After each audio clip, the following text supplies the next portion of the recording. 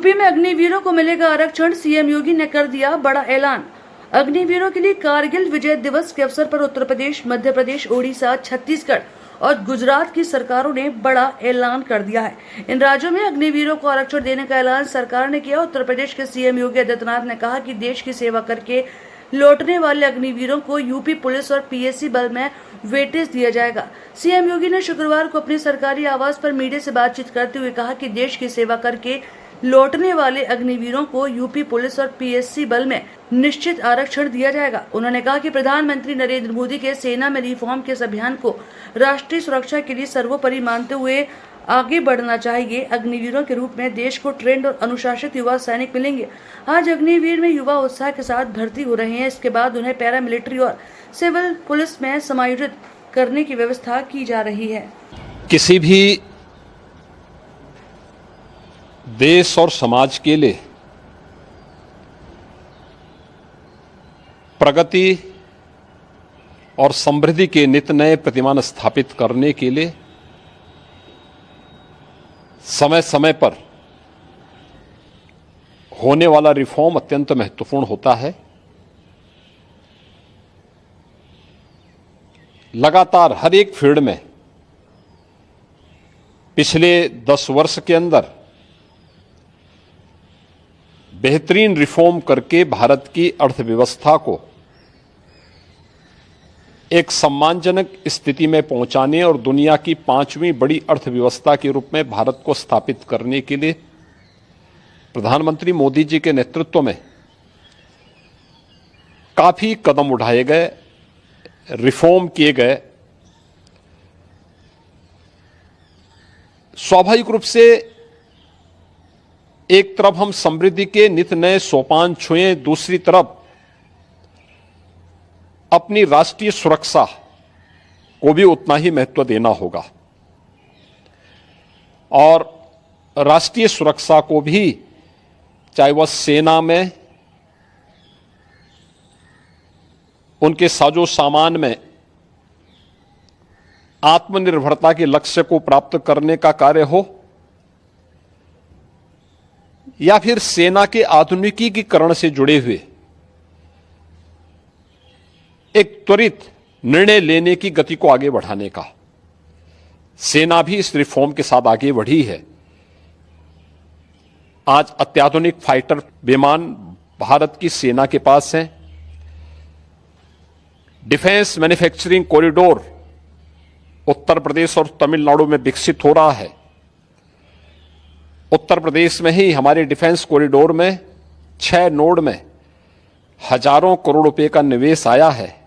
Bharat dynamics limited का कार्य हो या फिर ब्रह्मोस मिसाइल बनाने की प्रगति, बहुत सारी ऐसी चीजें हैं जिसमें आज भारत ने एक लंबी छलांग लगाई है। स्वाभाविक रूप से सेना भी हमारी इस गति के साथ, इस रिफॉर्म के साथ आगे बढ़ सके। अग्निवीर की योजना भारतीय सेना में इसी देश से आगे बढ़ाई गई है। युवाओं के मन में एक उत्साह है। 10 लाख अग्निवीर भारतीय सेना के अग्निपथ के मजबूत जवान के रूप में अपनी सेवा देने के लिए आगे बढ़ रहे हैं। नौजवानों में उत्साह भी है। दुर्भाग्य है कि कुछ राजनीतिक दल जिनके लिए स्वयं की राजनीति देश से बड़ी हो गई है, वे देश की कीमत पर राजनीति करना चाहते हैं। उनका काम ही है कि हर रिफॉर्म वाले कार्य को, हर प्रगति वाले कार्य को, हर समृद्धि वाले कार्य में टांग अड़ाना, अनावश्यक व्यवधान पैदा करना, गुमराह करना, भड़काने की बयानबाजी करना और लगातार उनके द्वारा इस प्रकार के कृत्य किए जाते रहे हैं। और इस मुद्दे को लेकर के भी विपक्ष ने लगातार गुमराह करने का प्रयास किया। आज अग्निवीर में जहां युवा भर्ती हो रहे हैं, एक ट्रेंड युवा अग्निवीर की सेवा को पूरा करने के बाद उन्हें सेना में भी अच्छा अवसर प्राप्त होने वाला है। पैरामिलिट्री में सिविल पुलिस में और विभिन्न सेक्टर में भी उन्हें समायोजन करने के लिए व्यवस्था दी जा रही है।